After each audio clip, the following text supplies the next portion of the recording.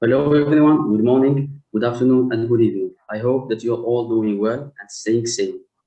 My name is Zakaria Maghadi. I am Master Degree Petroleum Engineering student at Pumades University, and I will be your moderator for today's session. Before we start, please welcome with me our student chapter president, Abdel Qadir Bakur, who will be giving small words. Over to you, Abdel Qadir.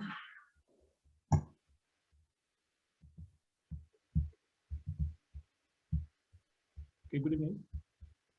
Can you hear me? Good evening, sir.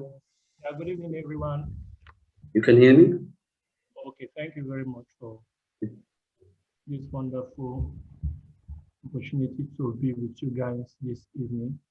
Thank you so much, sir. The pleasure is well. I'm in Nigeria.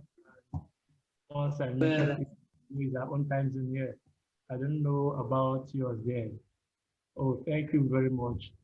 Thank you, SP. Thank you, the Petroleum Club, University of the Internship. Actually, when I was invited for this virtual software internship, I thought it wise to accept the invitation in order for me to share my little knowledge acquired so far in the industry with you guys. I believe that most persons here in this room are students, most are graduates, and most are professionals. So please, just sit back. Anywhere you have questions,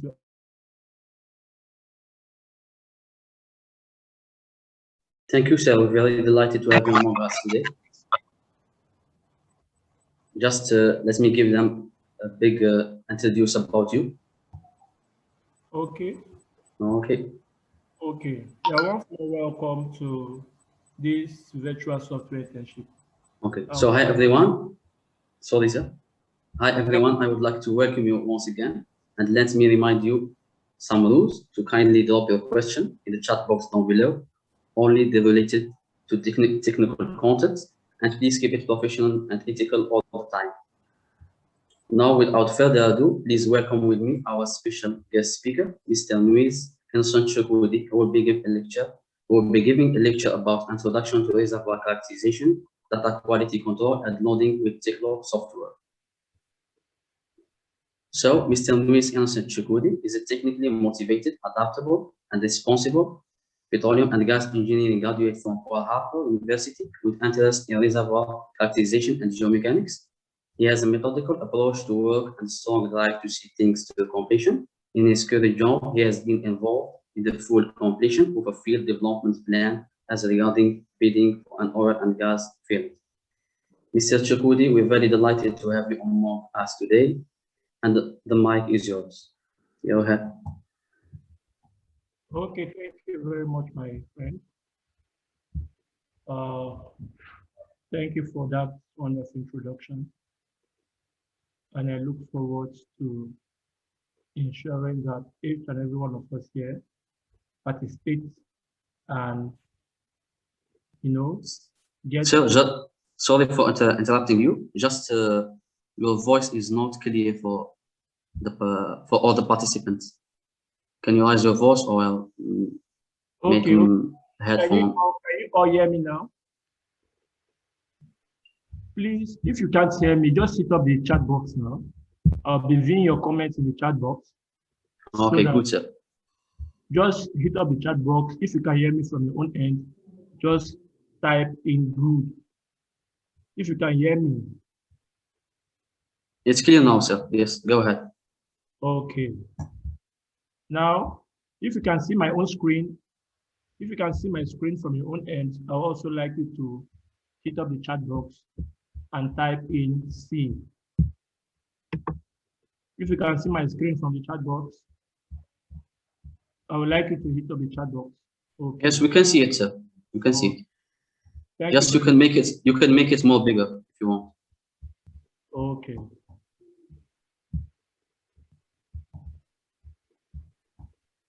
It's great now. Yes. Okay. Now, I would like to go back to the introduction again. I'd just like us to go straight to what we have, because this is actually a 1 month, virtual software internship. And in this 1 month, we'll be having our training every Friday within this stipulated period of time. So I'll be enjoying us to follow as we can. I will try to be fast so as to cover up so many things I have in my slide.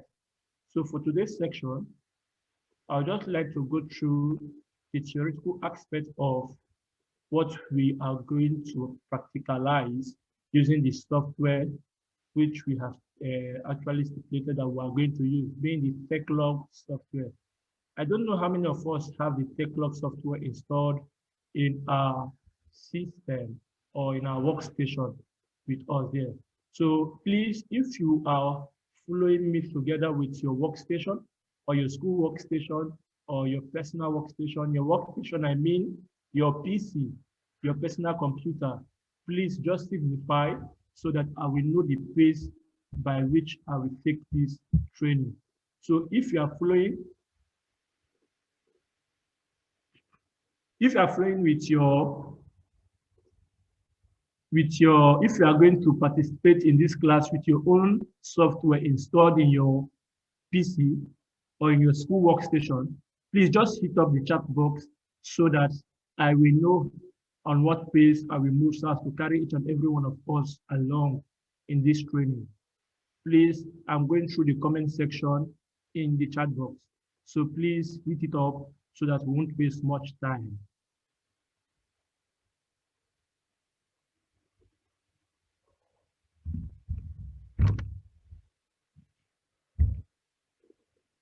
Okay, I believe most of us are just participating just to see how we can actually carry out characterization, a reservoir characterization using the software.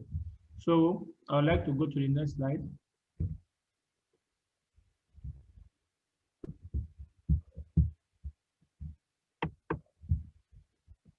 Okay, this is just a brief about me. I'll be your instructor for this section. And as you can see, or as the coordinator of this internship actually said, I won't like to repeat myself again. This is just who I am, a graduate from the University of Port Harcourt here in Nigeria, and also a petrophysicist and a reservoir engineer in the George Integrated Geoservices Limited. So that is just who I am. And if you want to know about me more, you can actually connect with me in my LinkedIn or in my Facebook profile. You can actually get me connected there. So that's just it for your instructor. Now, the general overview, I might not have gone through your expectation in this course. I might not have gone through what you actually want to grab in this period of 1 month. So please, I would like to get your expectation in the chat box. If you can hit up the chat box and tell me what are your expectations, what you want to learn, what you've learned so far, your experience in reservoir characterization using any of the state-of-the-art software, your experience so far in the industry, experience as students, and so that I will be able to know how to bridge that gap between the classroom experience and that of the industry. So I would like you to hit up the chat box. As many that will hit up the chat box, I'll get to respond to them individually, maybe after this section or so. So please, I would like this to be interactive. This is just the general overview of what we'll be doing. So I would like you, why are you interested in petroleum engineering? Why are you interested in reservoir characterization using TECHLOG software? Please, I would like to know, because your interest will actually motivate me to give you more. So please, if you can hit up the chat box, please do hit up the chat box so that I will see and also get motivated on how to get along with you. Or if you find it difficult, you can use your mic, but one after another. Thank you. So I'll wait as you do that.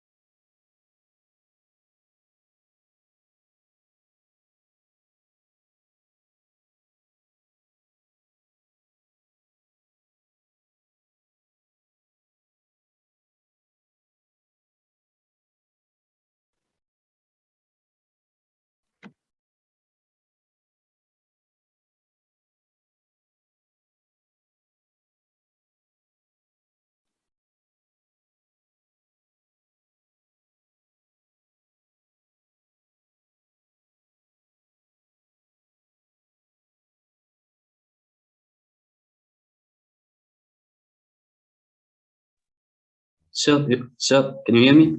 You're unmuted.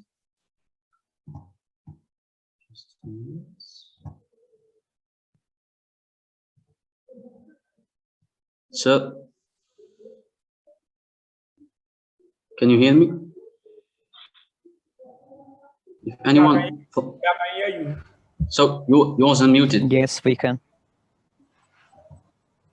Yes, I can hear you. So you was unmuted for a bit of time. Okay, We didn't hear you. We didn't hear you. No problem. I'll just go ahead with the presentation so that I won't like to take much of your time. Now, this is what we'll be looking at in this period of our internship. These are course content. Now, we'll be having 4 sections. These 4 sections will be for the 4 weeks in a month. So for the first week, being today, we'll be looking at Introduction to Reservoir Characterization with TECHLOG software. We'll be looking at Introduction to Reservoir Characterization with TECHLOG software. Now, we'll also look at data loading and QC.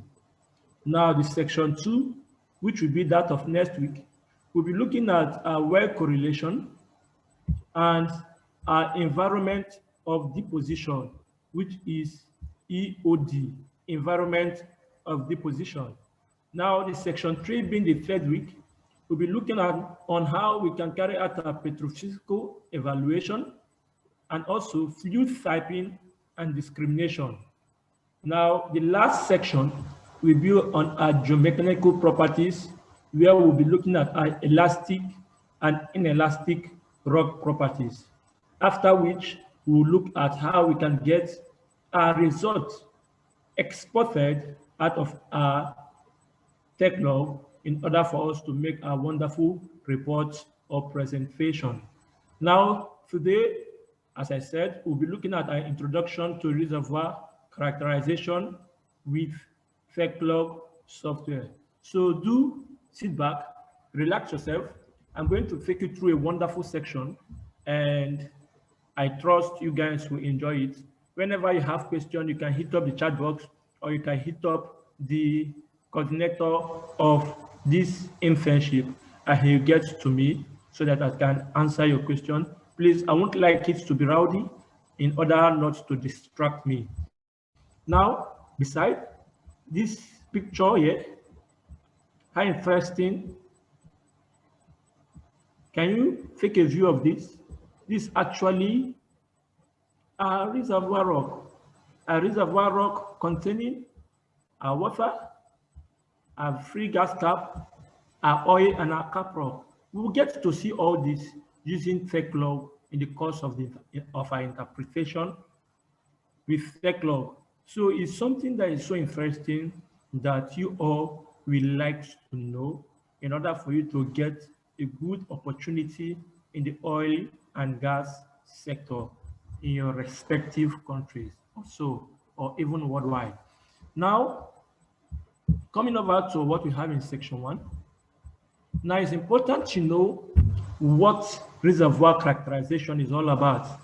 In my past trainings, I have not jumped into the practical section without taking students through the theoretical background of what we are going to interface when we start going into our practicals. So it's important to know what the theoretical aspect of reservoir characterization is, so that when we are going into the practical, we using our TECHLOG software, you'll be able to understand the concept so that you will not end up just clicking buttons and moving your mouse side by side your software. I would like you to understand the reason or the motive behind you clicking those buttons or getting whatever you want to get attributed in your software. And that will only come when you have the theoretical background of what we are doing. So I'm just going to rush you through this. So please, I would like you to hit up the chat box now to still state if you are hearing me clearly or not. so that I will know if I can adjust. I'm sorry, today I'm not with my external mic. That's why I'm stressing myself so that you can hear me. So please help hit me up to tell me if you can hear me clearly. Yes, thank you so much. Thank you so much for that wonderful reactions. Yeah, thank you. Now continue. Now, from what is on my screen, what is reservoir characterization? Before you should be able to tell what reservoir characterization is, you should actually understand what a reservoir is. You should be able to understand the elements of a petroleum reservoir. Now, so many persons have misunderstood what the definition of a reservoir is in our concept as reservoir engineers.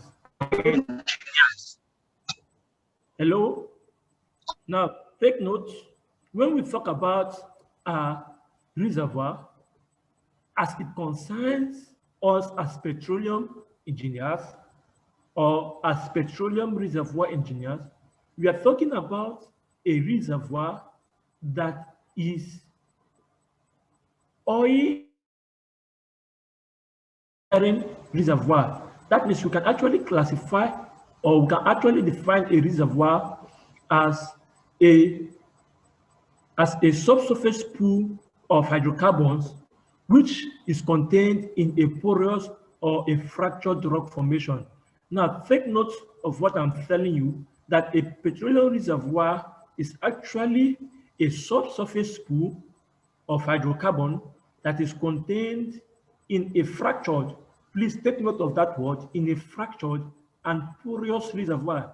That means with that definition, we can actually tell what are the elements of a petroleum reservoir. Element will mean that a petroleum reservoir must be porous and permeable. We know what porosity and permeability is all about. Now, a petroleum reservoir should have a seal or a cap rock. A cap rock is a low or a non-permeable rock that stops the flow of the reservoir fluid upward.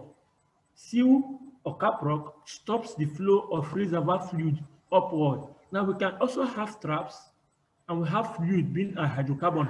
All these are elements of a reservoir or a petroleum or hydrocarbon reservoir.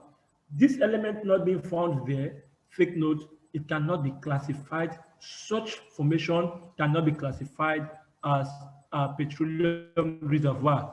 Take note of these four elements. One, it must be porous and permeable. Two, it must have a seal or cap rock. Three, there must be trap in it. And four, it must contain a fluid, being a hydrocarbon fluid. If it only contains water, please, it's not a hydrocarbon reservoir. It's either a water reservoir or it can be called an aquifer. I think I just answered that question. A water-bearing formation is called an aquifer, and it's different from a hydrocarbon-bearing formation. A hydrocarbon-bearing formation can also contain water in it, but the amount of water contained, the ratio of the amount of water contained to oil and gas is minimal. So just take note of that. So with that, you can actually tell what a petroleum reservoir is and what it's not. Now, we can also say that a reservoir rock is a subsurface rock body that has the following qualities. It has the ability to hold and store fluid.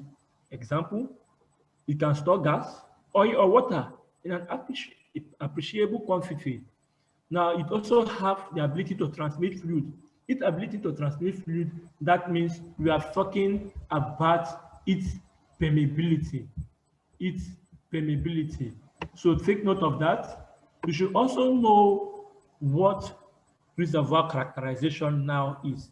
Having defined what a reservoir is, having known the elements of a petroleum reservoir, you should be able now to tell what reservoir characterization is. As can be seen in my slide, you see that reservoir characterization refers to a model of a reservoir that integrates important information related to production and storage of hydrocarbons. This will be expatiated on in the course of our training, you get to know how we can actually classify or characterize a reservoir, how we can get these models, how we can get this pictorial or an equation that can actually help in characterizing a reservoir, a hydrocarbon reservoir.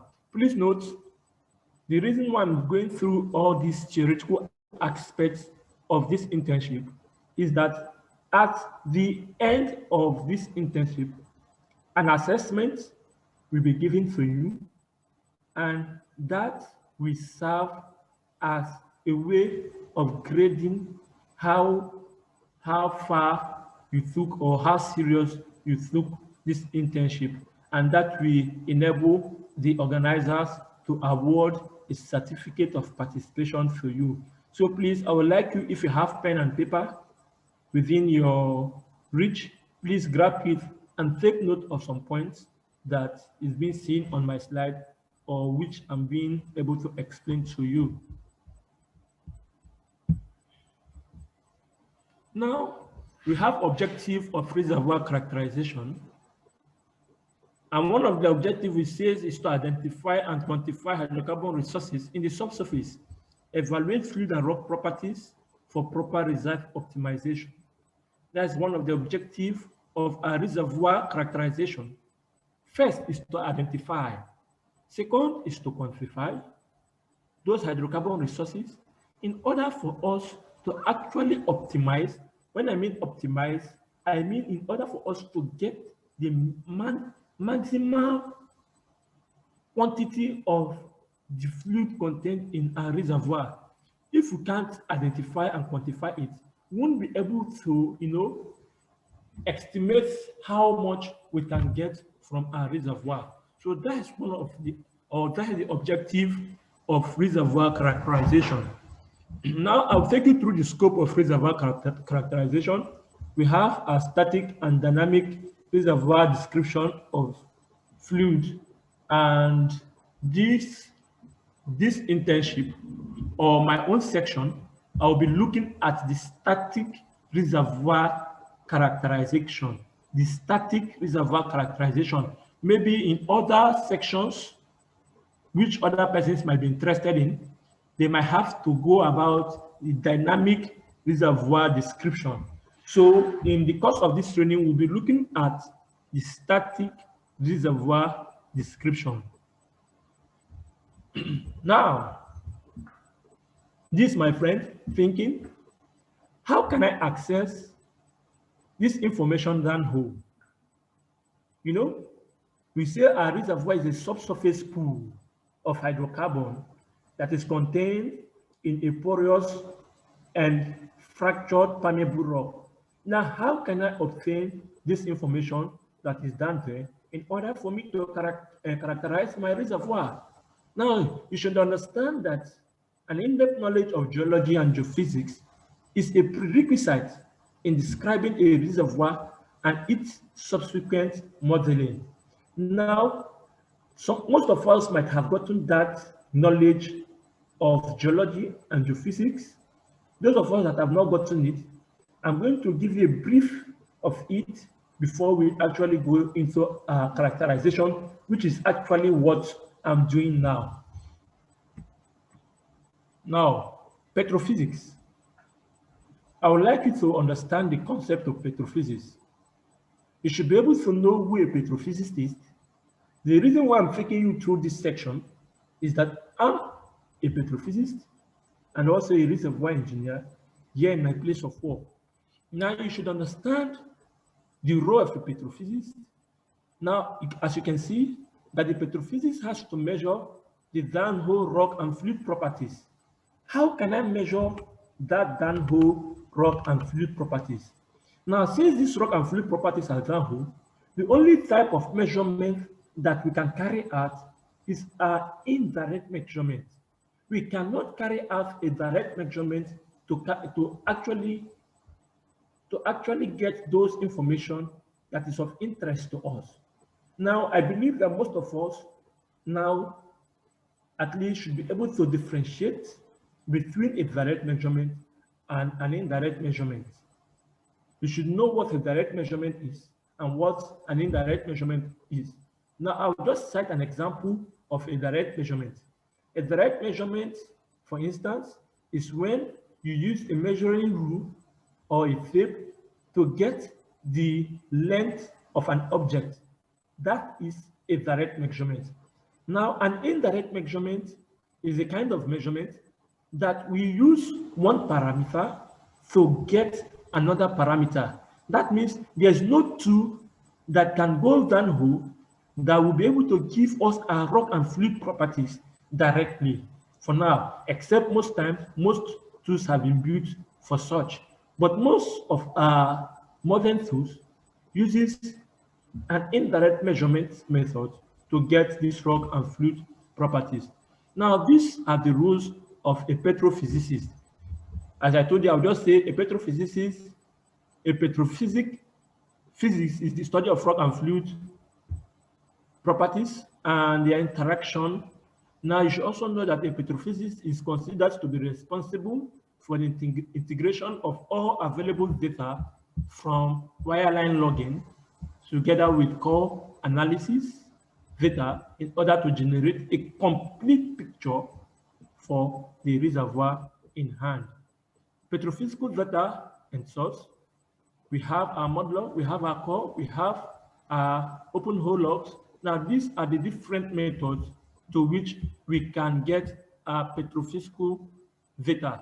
These are different methods to which we can actually interpret, but the method that is of interest to us is our open hole logs, which are our data gotten from our wireline, either through our measurement while drilling or our logging while drilling. Any of these methods can actually give us information from our open hole logs. And these logs can actually help us to get our fluid properties, such as our contact and saturation, and also our rock properties, such as our porosity and permeability, and also our lithology. Now, before I go further, I would like you to hit up the chat box. Please, in 5 minutes time, hit up the chat box to tell me if you are following or if you are not following. So now I'll be going through the chat box to get your reactions and questions in 5 minutes. Thank you.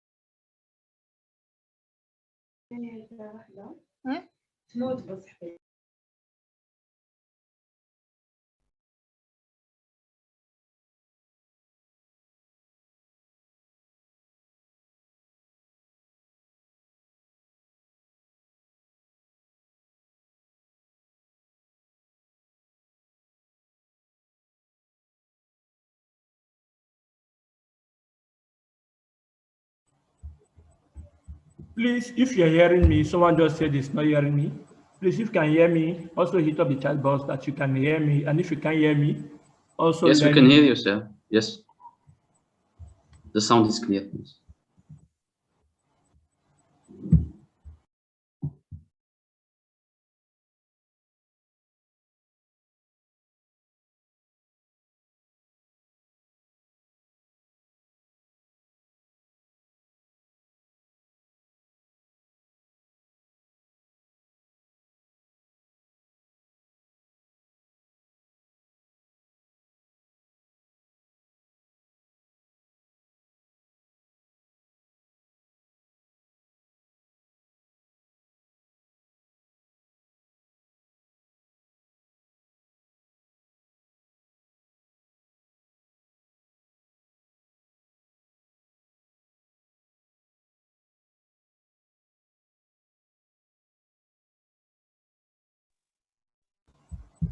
Okay, I will continue. Thank you so much for your comments and reactions. So, going back to our class. Now, I will take you through well logging so that you'll be able to understand how this data that we are going to use for our interpretation, how they are gotten, and how we can actually work with them. Now, after a section of a well has been drilled, I told you that a reservoir, a subsurface pool of hydrocarbon. Subsurface means that beneath the earth. Now, in order for us to assess this hydrocarbon reservoir, we are to drill a hole down to the subsurface.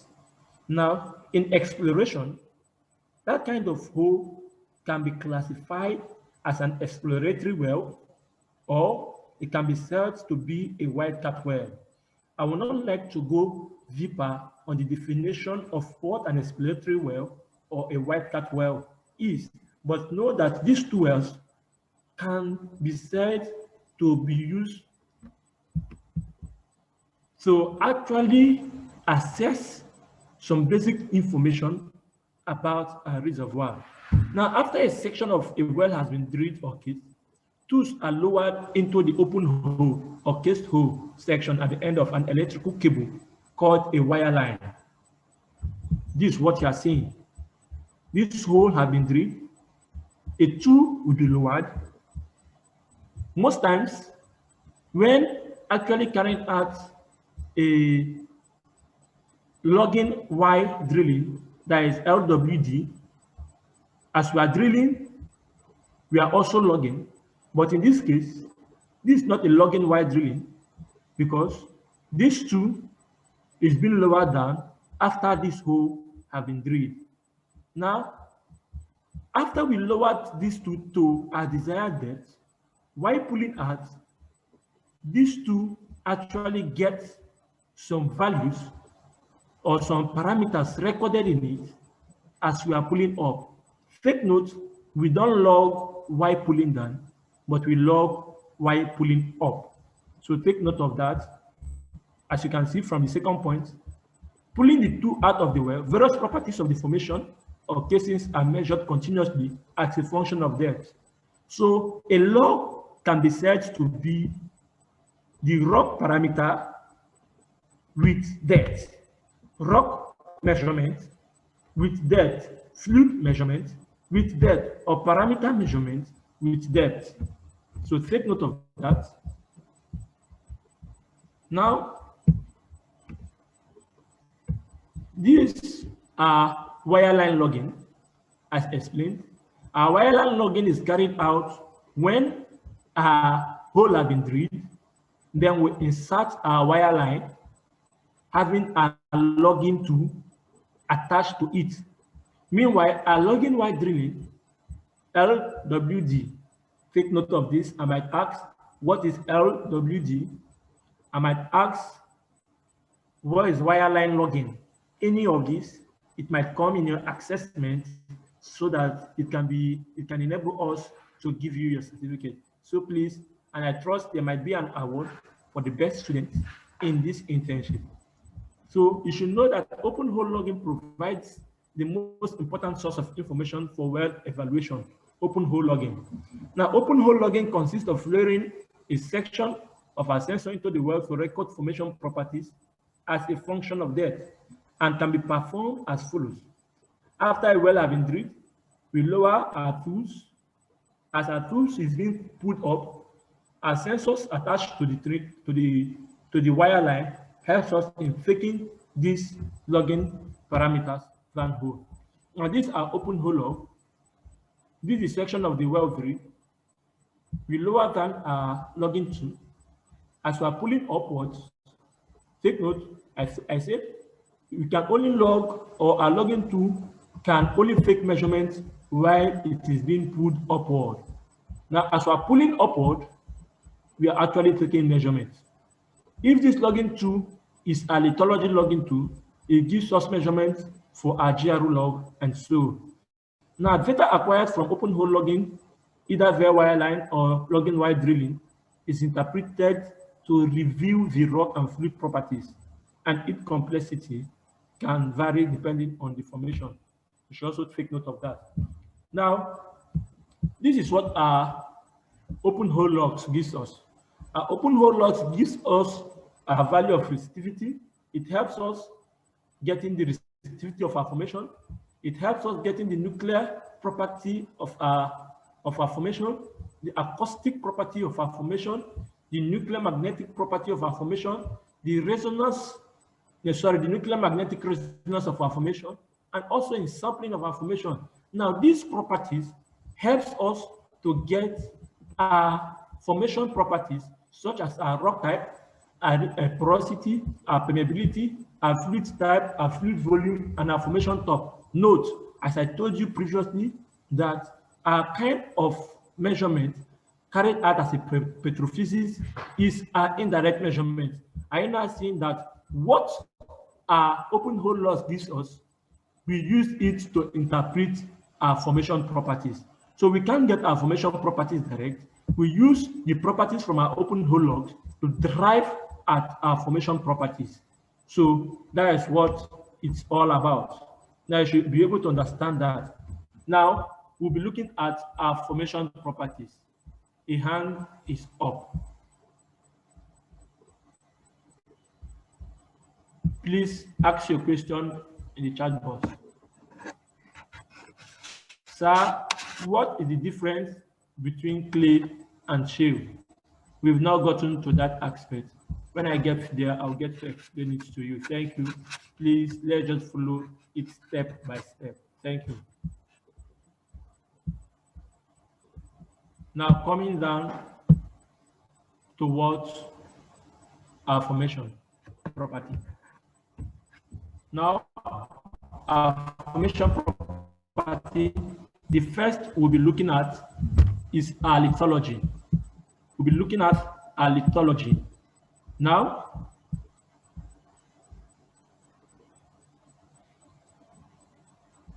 sorry, someone is saying he's not hearing. Someone is saying he's not hearing. Okay. We can hear you, sir. I think this the problem is from his network. I think it's fine from all the audience. Okay, we'll be looking at our formation properties. Please take note, these properties here are our formation properties, and they are the properties we are actually interested in the course of this internship. So the first being our lithology. Now you should be able to know what your lithology is. You should be able to know what your lithology is. Now there are natural occurring elements in the Earth's crust which undergo a radioactive decay, spontaneously emitting alpha particles, beta particles, and gamma rays particles. Now, the lithology, based on the data we'll be using in this internship, we are only looking at fluid lithology, being our sandstone lithology and our shale lithology, which leads us to our conventional characterization of our reservoir. Please, most of us outside Nigeria, our formation might be carbonate formation. Formation might be sandstone, any other kind of formation.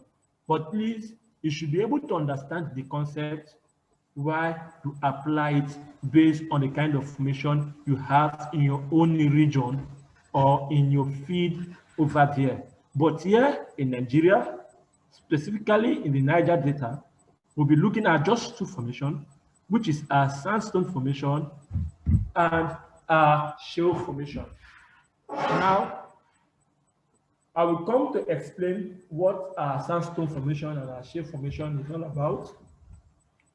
But you should know that how we can actually know which formation is sandstone and which formation is shale is by actually learning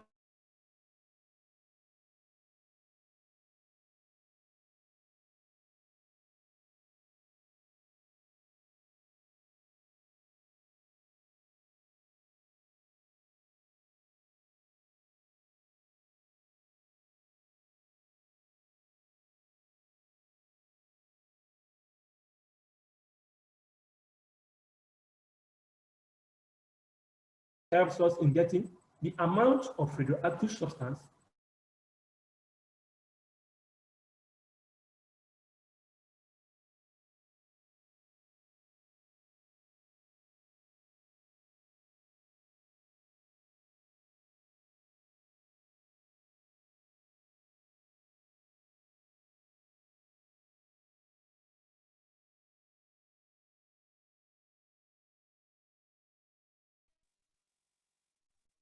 Aisha, can you hear me?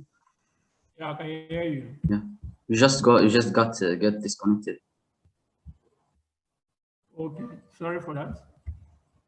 Now, No, we can. Go ahead. You can see the screen. take a look. Can you see my screen? Yes, of course. We can see. Okay. Now, take a look at what I'm having in my screen. Now, these are gamma ray log, and there's a scale on that gamma ray log being 0 to 100 API. 100 API tells us high radioactive substance or high radioactivity or high radio gamma ray reading, and 0 tells us minimal gamma ray reading. So all we are trying to say here, where I'm having my curve, tinting towards the high gamma ray reading, it gives me my shale. Where I'm having my curve, somewhere at the center of my scale, it tells me that this is a shaly sand. Now, where I'm having my curve tilted towards the 0 gamma ray reading, it tells me that that is my clean sand. And this other one tells me that this is my shale. So with this, we can differentiate between our shale and our sand. Now, this is just a quick look evaluation to tell which is shale and which is sand. Now, you can also get your lithology from your XP log.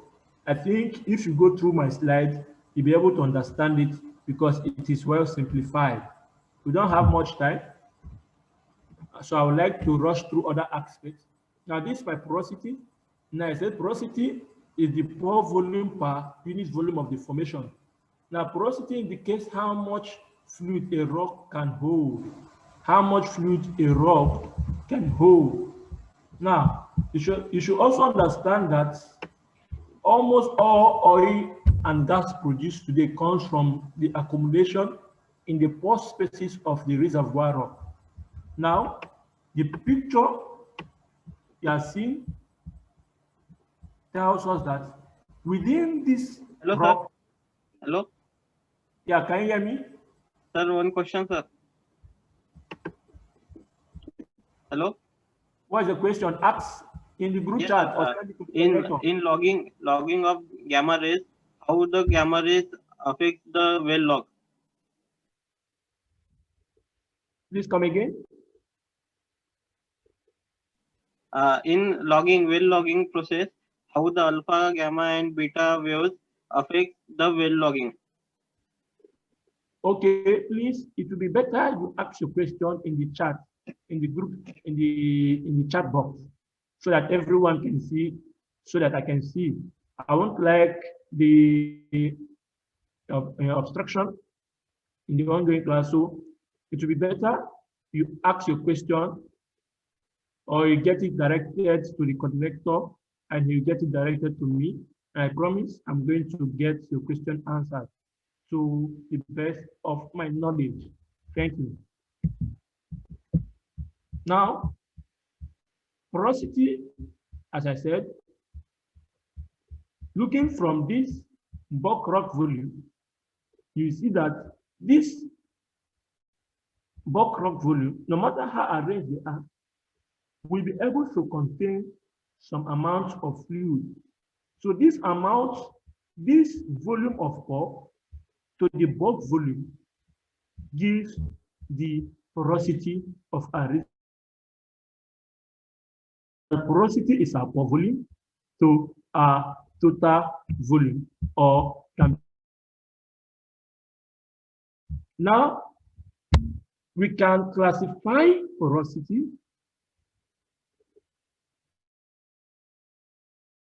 from an engineering perspective, and we can also classify porosity from a geologic perspective. Now, from an engineering perspective, we can say that porosity can be classified as effective porosity. While from a geological perspective, we can classify porosity as a primary and secondary porosity. Now, someone asks how alpha, beta, and gamma rays affect well logging. Gamma ray does not affect well logging to identify formation lithology. It does not affect well logging. A formation that have gamma ray substance in it, gamma ray logging tools detect the quantity or the amount of those radioactive substance in our formation. Gamma ray are 2 sent out gamma ray, and it helps to detect those radioactive substances in our formation and get amount of gamma ray returned or received. So just that.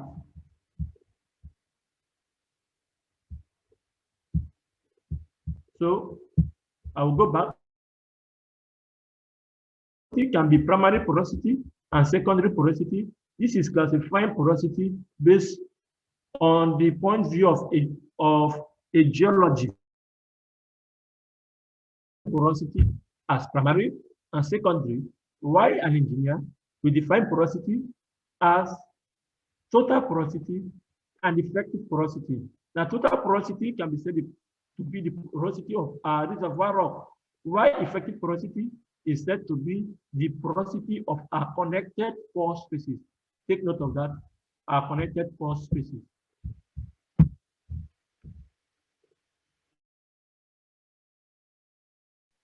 Now, this is how we can estimate our porosity. Our porosity can be estimated using our density log. Our porosity can also be estimated using our density neutron log. So this is just the formula in estimating our porosity. You can also estimate porosity from your sonic log. So when we mean porosity log, we can say that our density, our neutron log, and our sonic log can porosity log. Now we are going to look at what permeability. We are going to look at what permeability is.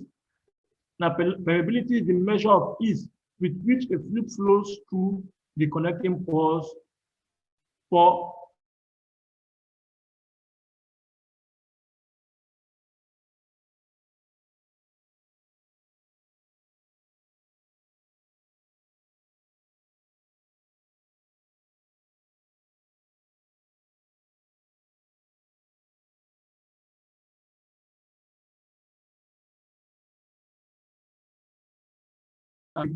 between our porosity and permeability for now. Now, another rock properties or formation properties that we'll be looking at is our saturation. Now, you should know that your saturation is the fraction of by a specified fluid.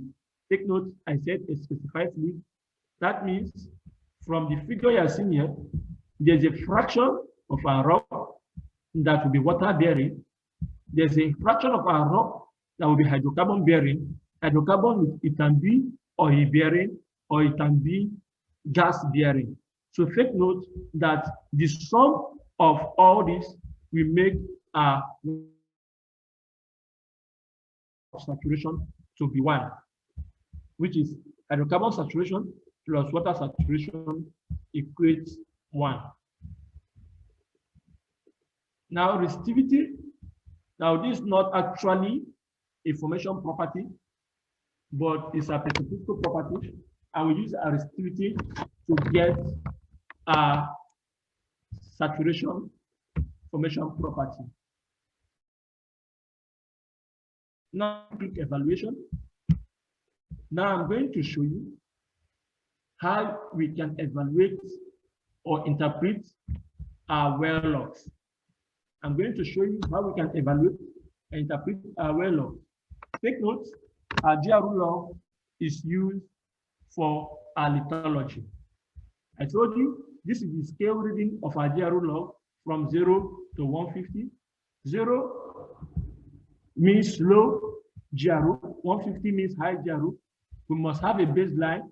Baseline can be 0 plus 150 divided by 2, which is 75. From our 75 below tells us our sandstone, 75 and above gives us a shale formation. So if we have this, from here to this point, this tells us that this formation at this particular depth is our sandstone, while this formation at this particular depth is a shale formation. So take note, first of all, we use our GRU to identify a reservoir interval. Now, after we've identified a reservoir interval, we use our resistivity to tell which is hydrocarbon bearing. Take note what resistivity and conductivity is all about. Conductivity is the ability of a material to allow the flow of electric current through it. That means once a material allows the free flow of electric current through it, we can say that that material is conductive. Now, the opposite of resistivity, of conductivity, is resistivity. So when we talk about resistivity, we are talking about the impedance or the stoppage of flow of electric current through a material tells us how resistive that material is. Now, in petrophysics, the kind of measurement we carry out is a resistivity measurement, which tells how our formation actually hinders or stops the flow or resists the flow of electric currents through it. Now, when we have a formation, you will see that the resistivity of such formation will be low. Why? Because water as a material is highly conductive. Water conducts electricity compared to our hydrocarbon. Our hydrocarbon don't conduct electricity, or we can say it conducts electricity at a minimal level. You can get a hydrocarbon conducting electricity. That means hydrocarbon is highly resistive to flow of electrical current. Now, when we have a resistivity log giving us a height here, as can be seen here, we can say that this formation is hydrocarbon bearing. Reason being that If it is water bearing, the resistivity in that formation will be low. Now, we can actually discriminate between gaseous hydrocarbon and liquid hydrocarbon being an oil and water. Now, we can do that with the combination of our density and neutron log. I will get to explain or expatiate on that more when we are fully into our practical. But know that whenever we are having a ballooning effect, seen as this can be said to be a gas formation or a gas zone, because this ballooning effect tells how the difference between the crossover of our density and neutron log and so on. So with this, we can easily evaluate or interpret our well log. We'll be able to tell our V shell, how we can interpret or estimate our V shell, and so that is just that for a quick look evaluation. Now, at the end of this course, we should be able to calculate our total net sand. We should be able to know our net to gross, our average porosity, average hydrocarbon saturation, our fluid contact levels, our petrophysical parameters, and special consideration and precaution. Such consideration is applying cutoff to our reservoir petrophysical properties in order for us to estimate our story or our GIP TECHLOG interface. So at this point, before I call it a day, I would like your questions to come in. Then I will just treat this TECHLOG interface and we call it a day, even as we look a wonderful next week to fully get into the software, so as to allow those that have not gotten the software to actually get theirs installed in their PC or their workstation, so that we can actually proceed on a wonderful space together. Thank you very much. As I wish to take your question in the chat box before we call it a day. Thank you. Thank you so much, sir, for this insightful and informative session. Now jumping to the Q&A part. So I think there is no too much question. I think the first question was about what is the difference between an aquifer and oil gas field. Okay, what is the difference between what? Between an aquifer and the oil gas field. Okay, an aquifer is just a water-bearing formation. An aquifer is a water-bearing formation, while an oil and gas reservoir, before a reservoir can be classified as an oil and gas or a petroleum reservoir, there must be hydrocarbon contained in it. So that's just it. Now this question was saying, sir, please explain chlorine effect in neutron log. I will get to explain this in the next class.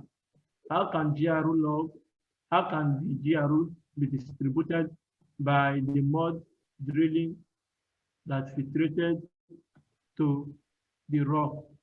How can the GRU be distributed by, are you talking about the mud filtrate? Now take note, our logging, we have a degree of penetration. We are not just logging at the surface. So our mud filtrate does not affect our logging, because these our logging tools are so powerful in penetrating deep down to our formation laterally. So you should be able to understand that, and our mud filtrate, mud drilling filtrate does not affect our GRU distribution, that is a gamma ray distribution.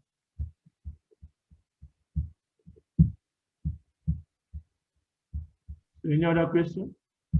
Yes, someone is asking about chlorine effect.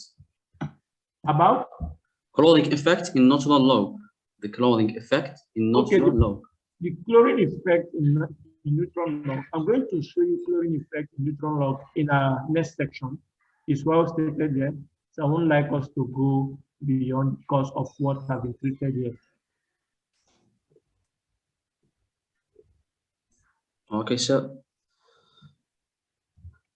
How do we measure the used porosity using density, sonic, and neutron law?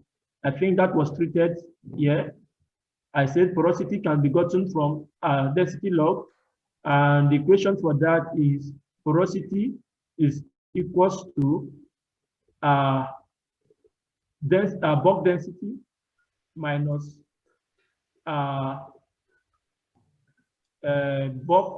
formation density all over formation density minus fluid density. That will give you your porosity using density log. Same patterns follow for your sonic and neutron log.